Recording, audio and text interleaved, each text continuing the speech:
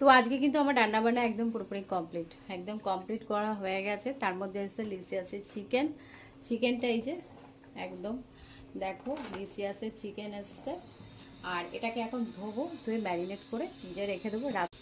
তো রাতে রান্না করব, কারণ এখন তো মোটামুটি রান্না বান্না আমার কমপ্লিট করে সেরকম কিছু রান্না বান্না করিনি, হালকা পাতলা, যেহেতু দুদিন সেরকমভাবে আমার মানে এটা ওটা চলেছে খাওয়া দাওয়ার মধ্যে।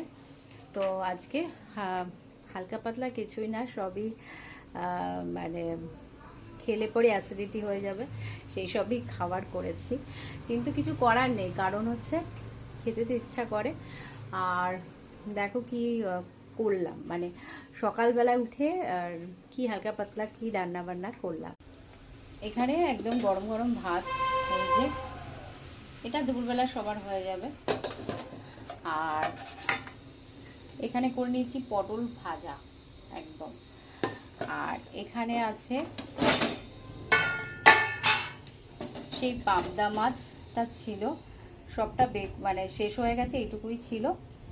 সর্ষে পাবদা, মানে সর্ষে পোস্ত পাবদা, সেটাকে গরম করে নিলাম এই যে।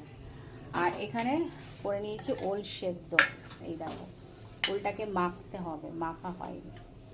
ওল খেলেও অ্যাসিড হয়, আবার সর্ষে পোস্ত খেলেও অ্যাসিডিটি হয়, তো কি করা যাবে।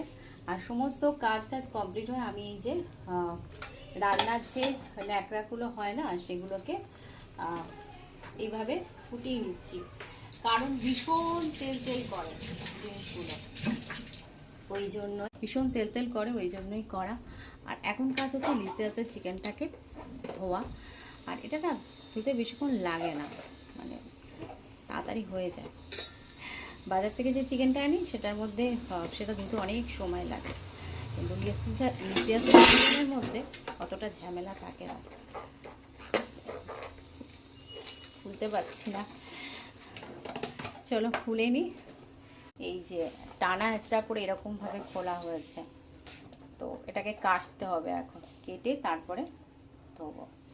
এই যে আমার কাটা কমপ্লিট, এই তার চেহারা, বললাম না একদম মাংসটা পরিষ্কার থাকে। আর এই যে এখানে ডেটটা একটা লেখা থাকে, 27 তারিখ পর্যন্ত খাওয়া যাবে। কোথায় আছে এই দেখো, 27/8/26। তো চলো, আর কি এইটুকু ভিডিও। আজকের ভিডিওটা ভালো লাগলে প্লিজ লাইক করো, কমেন্ট করো, শেয়ার করো, আর সাবস্ক্রাইব করতে ভুলো না। চলো আজকের মতন টাটা, আজকের না এখনকার মতন টাটা, ভালো করে ধুয়ে নিয়ে গেলে।